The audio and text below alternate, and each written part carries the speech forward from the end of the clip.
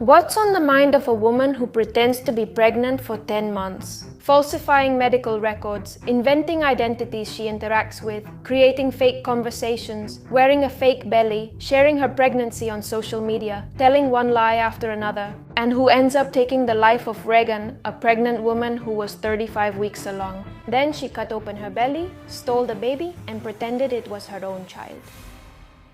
This is the terrible case of Taylor Parker, who not only ended the life of her friend Regan Simmons, but also the life of the baby who was going to be named Braxlyn. I admit that this is a case that has really impacted me, and I need us to analyze it so we can learn, once and for all, the importance of detecting the signs of female psychopathy and see what the terrible consequences are of letting someone like that into your life.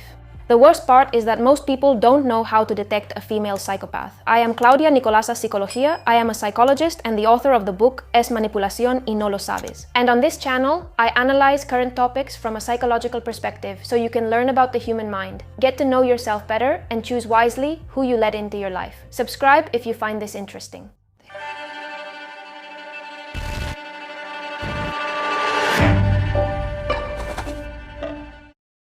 Brief context of the case. Taylor Parker is 27 years old at the time of the crime. She lives in Texas and has 2 children from previous relationships, children who don't seem to be very well cared for. Even her friends wonder why she wants another baby when she can't handle the children she has. This is a key psychological point in understanding the case. Taylor really didn't want a baby. She wanted all the attention and all the privilege that a psychopathic woman knows how to exploit from being a mother. Why isn't this case about a poor woman who can't get pregnant and loses her sanity because she can't fulfill her desire? This case is about a woman who has always lied, who has always manipulated, and who has always used others to achieve her goals. In 2019, she meets Wade Griffin at a rodeo. Wade is a humble country boy, and for some reason, Taylor decides she wants him for herself. They start seeing each other, and she confesses to him that her family has a lot of money from oil, millions, and that she is the heiress. That as soon as her horrible, monstrous mother stops getting in the way of her and her inheritance, Taylor will be more than rich. And together they could buy an estate, live however they want, buy everything they desire. She plays the victim, saying that her mother is a monster, that she harasses her, that she isolates her. She builds an entire narrative so she can move in with Wade and gradually secure a future with him.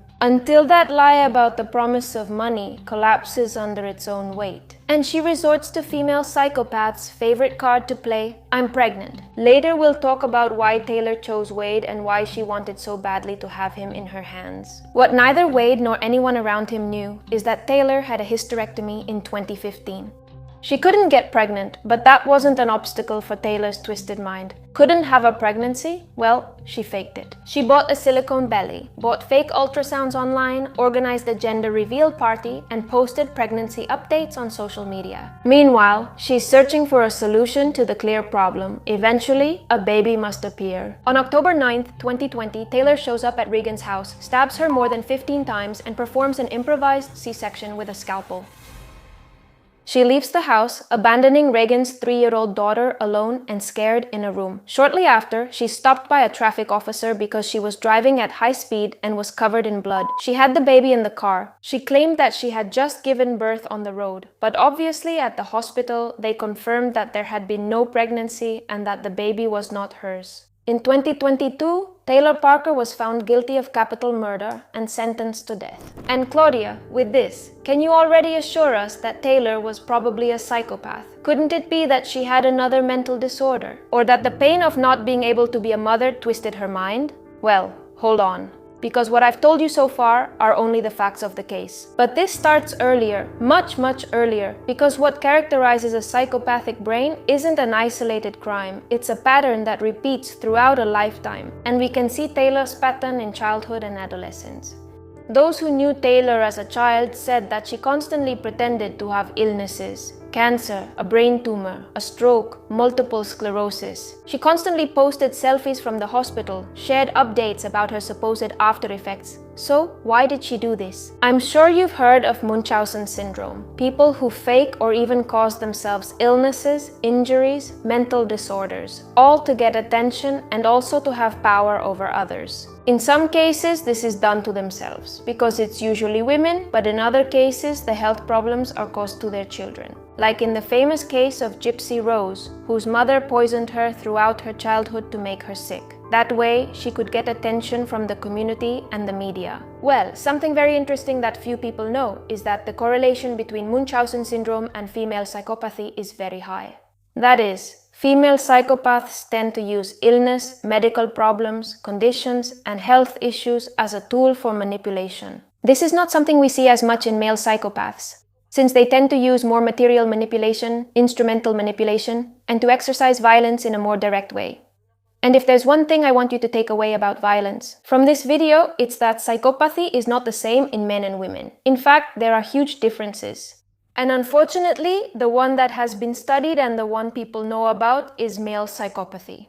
As a result, we don't have good literature, a good description, or good diagnostic tests for female psychopathy. Therefore, hardly any female psychopaths are diagnosed, and many times, in fact, they are given the diagnosis of borderline personality disorder. This is something a bit more theoretical, so I'll leave it for the end. The fact is that from a very young age, Taylor learned that being sick worked, that suffering and having a medical condition were her bargaining chips. And yes, pregnancy, motherhood, and postpartum are included in this range of medical problems and bodily conditions that female psychopaths use. I remember a girl in my teenage years who did some pretty nasty things to my friends and me. And when everything came to light, she made up a story that she had a tumor in her heart and that she was writing us a letter while connected to a machine that was keeping her alive. After 2 weeks and Easter break ended, she returned to school as if nothing had happened. Taylor didn't just get attention through medical issues, also, like any good female psychopath, she did it through seduction. Her friends described that she always wanted to be the center of attention for men. When she was overweight, she would ask classmates for nude photos and use them to flirt with guys online. Her classmates would ask her, "But what will you do when he sees you in person? He'll see it's a lie,"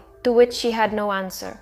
And I'm going to pause here briefly because what I just shared is very important to the case and helps us debunk a widely spread myth about psychopaths. Many people might be thinking that it's absurd to fake a pregnancy and steal a baby, or to pretend you're rich and ask for $1,000,000 loans, just like it's absurd to ask for photos of other girls because you'll end up getting caught. It's like you have to be really dumb. People think psychopaths are by default. They're intelligent people, they're calculating, they have everything under control, they measure everything very carefully, they have a huge intellect. And yes, many of them are intelligent, but many others are not. Some are more impulsive than others, some have received a better or worse education. Even though they're psychopaths, they're still human, in the sense that there are also differences among them depending on each one's specific context. Many people with psychopathy are impulsive, short-sighted, they don't think about the consequences, they think they're invincible, they don't learn from their mistakes, they're not intelligent. The thing is, we have in mind that famous serial killer who challenges the police, who has everything calculated, who's impossible to catch.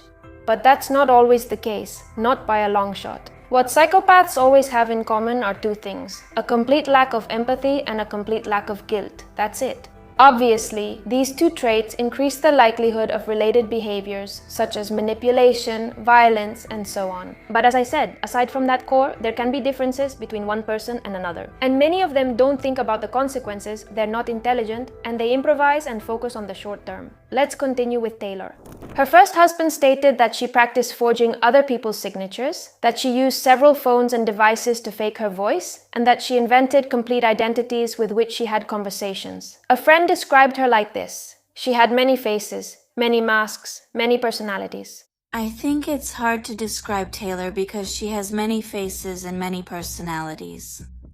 People who have multiple versions of themselves depending on the audience in front of them, that's a red flag. It's often a sign of manipulation. Real people, even though we might change a little depending on the context, are recognizable at all times. In fact, if we look at photos of Taylor, she seems like a different person in each one of them. Her friends said that she changed her behavior so much that it was even scary, especially when they had and experienced things that Taylor saw as a privilege, something to envy, like a pregnancy, for example. And the thing is, while a male psychopath tends to seek dominance, that power over others. And that manipulation happens through, for example, money, material things, instrumental things. For a female psychopath, the most fertile ground is to exploit her role as a sexy woman, her role as a vulnerable woman, her role as an innocent maternal woman. That's why, when they find their perfect victim to exert that control, that dominance, that's exactly what they do right away. They engineer a commitment, engineer a pregnancy, in this case, pretend to be pregnant. And through that, they weave their webs of manipulation. And yes, many female psychopaths try to get pregnant in order to have control over their victim. I recommend watching 3 analyses on my channel: Rosa Peral or Burning Body, La Viuda Negra de Patrick's, and the series The Bride. You'll see that there are always patterns and behaviors that repeat in women with psychopathy, and you'll also see that it's very hard for us to recognize psychopaths. That a woman can be a psychopath, and we tend to interpret her behaviors as being caused by something else. Why did Taylor want to control and possess Wade? What did she get from him? Let's analyze this. Wade is a simple guy from a small rural town, very hardworking, with little money. He's used to his daily life and attitude being about working, fulfilling his duties, serving, and not complaining. We have little information about his personality, but I think with a couple of details, it's enough for us to understand his profile, and especially what Taylor saw in him. First, he agrees to let a stranger or someone he just met, Taylor, move in with him without really knowing each other and without actually being in love with her. Second, when Taylor deceives him about the financial situation and pushes him into debt, he never asks any questions at any point. Third, he agrees to have, raise, and take care of a baby he doesn't want with a woman he doesn't love. And fourth, and after all, during all the 10 fake months of pregnancy, his family warns him several times that something doesn't add up, and Wade defends Taylor. Even though he never gets to see that belly, or touch it, or confirm the pregnancy, because Taylor wouldn't let him get close or see her naked. She told him she was embarrassed because of the stretch marks, and he accepted those explanations. You get it, right? You see what I'm trying to say. Even though Wade doesn't have much in terms of material things, he does have what any psychopathic woman wants: a perfect victim. Someone who gives in, who stays quiet, who allows things, who is easy to manipulate, someone over whom she can exercise all her desire for dominance. Let's remember that one of the things that gives the most reinforcement and pleasure to a psychopathic brain is being able to have control and dominance over someone. Maybe another type of psychopathic woman would focus more on a man with higher status, with power and wealth, but in this case, we're talking about a woman from the countryside, from a rural environment with a simple background. She doesn't seem to be looking so much for a socioeconomic status, as another type of psychopathic woman might, but rather a place where she can be the queen, where she can rule, where she can have security, care, total control, and attention. Psychopathic profiles choose carefully. They are not going to look for a man who will stand up to them. They look for someone manageable, someone who needs what they offer. In addition, the way she tests who could be that perfect victim and the way she manipulates them is done with a technique that I call in my book the ladder technique. By the way, my book has already been translated into Romanian, Dutch, Polish, and soon into Chinese and Russian. It's crazy. Let me explain this ladder technique to you. Dark manipulators, like psychopaths, don't ask you for the worst thing or what they really want right away. They don't manipulate all at once or abruptly. They go step by step, asking you for increasingly serious things and pushing you further to see how manipulable you are. You slowly progress, accepting each step until one day you realize you don't know how you got there. It all begins with letting a stranger into your home out of pity. You continue by giving her power over your financial decisions because of a lie and because you don't ask questions. You go on to support her during a pregnancy where you haven't even been allowed to see or touch her belly. What we won't know is how that relationship would have ended and how far Wade would have been able to go. But I assure you that would have ended very badly. Most people care. It will shock people. How is it possible that Wade agreed to never see that belly, to never touch it? How is it possible that he didn't realize?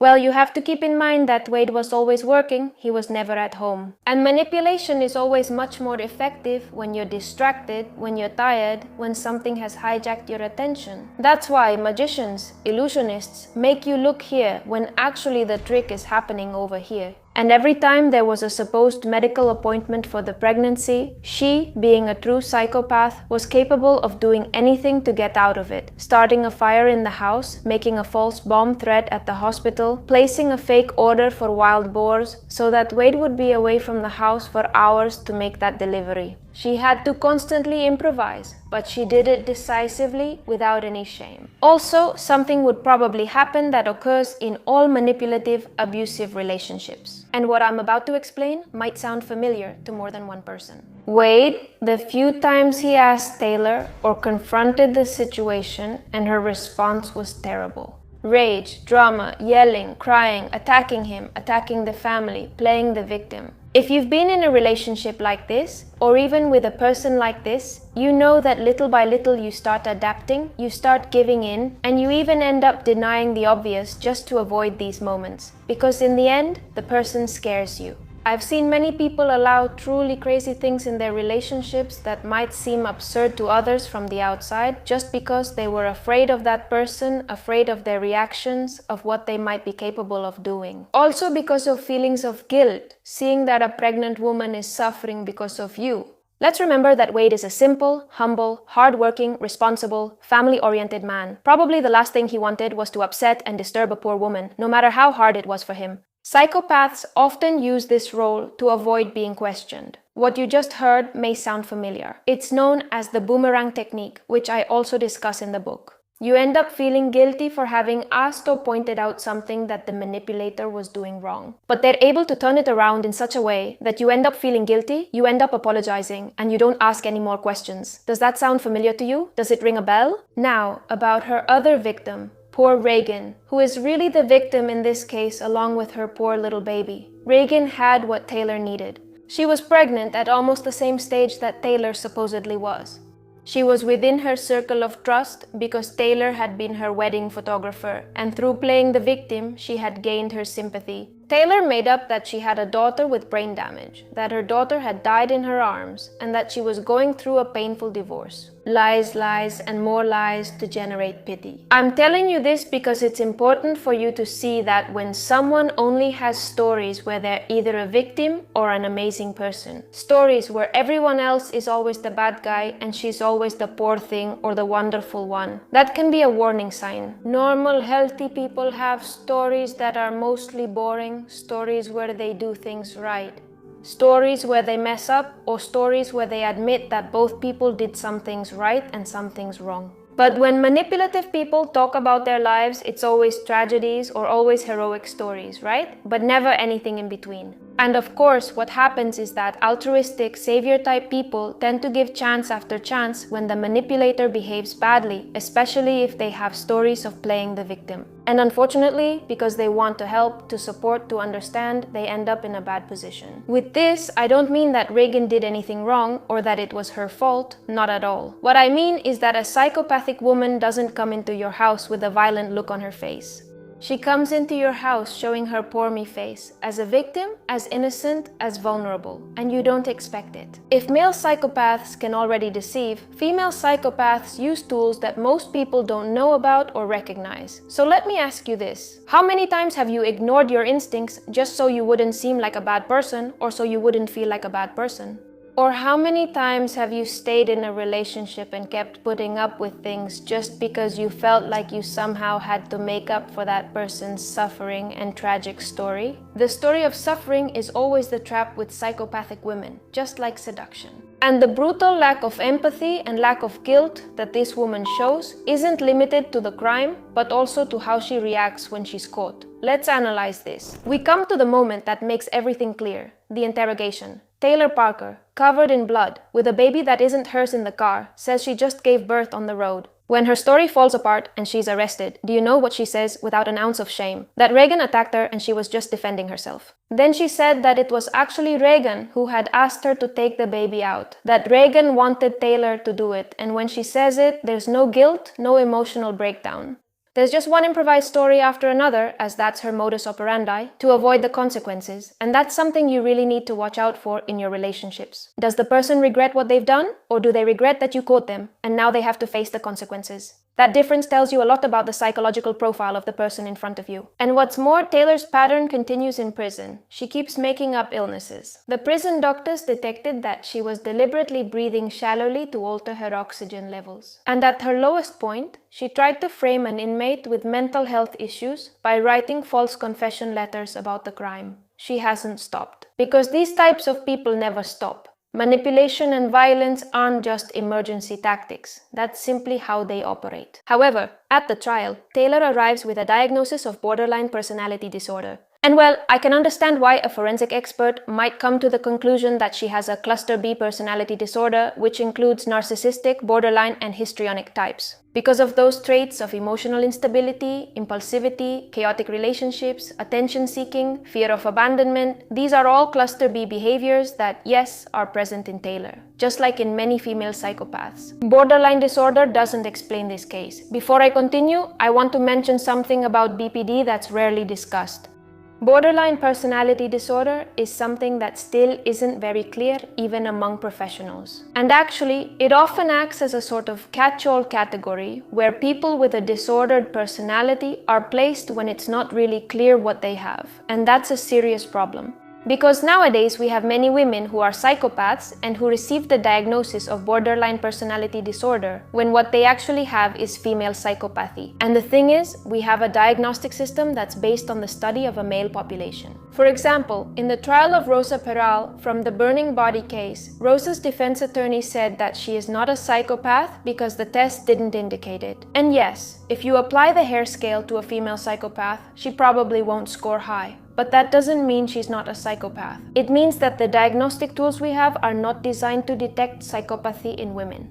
This scale, the hair scale, which is the most widely used, was created based on a male prison population. That is, male psychopaths who have also ended up in prison. Most psychopaths are not in prison, and we are also leaving out women. Male psychopathy is expressed through direct violence, physical dominance, and more instrumental crimes to achieve something. But female psychopathy is very different. Female psychopaths cause the most harm in their intimate relationships. They exploit interpersonal relationships rather than the direct violence typical of male psychopaths. They mostly do this in intimate settings. That's why it seems like they don't exist. We don't count or see them. Female psychopathy operates through relationships, using emotional connections as tools, through emotional manipulation, through seduction, through strategic victimhood. There's always a story of suffering that justifies their actions, to the point that it's common for female psychopaths to make up stories about being abused.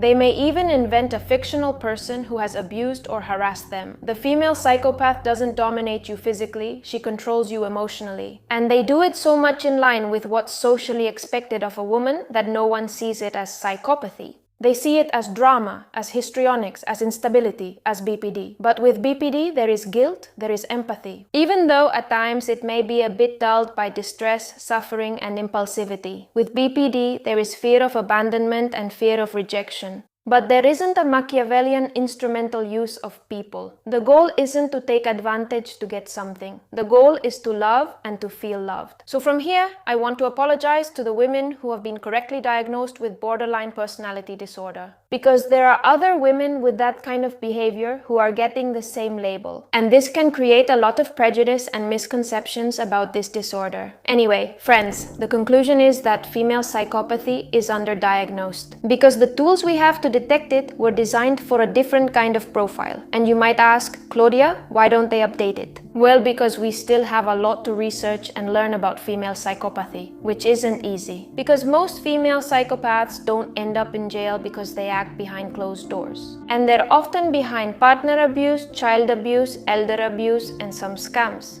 The only protection you have is to learn on your own how to read the signs. Sadly, what happened to Reagan wasn't an isolated incident. It was the result of a series of signs that no one knew how to read or stop. And what happened with Taylor, in this case, may seem extreme. But these traits and behaviors are present in people you're going to meet. If you want to learn more about detecting and stopping manipulation, I'll leave a link to my book Es Manipulación y No Lo Sabes in the comments. Let me know what you think about this case and if it affected you as much as it did me. I'll read your comments. Bye!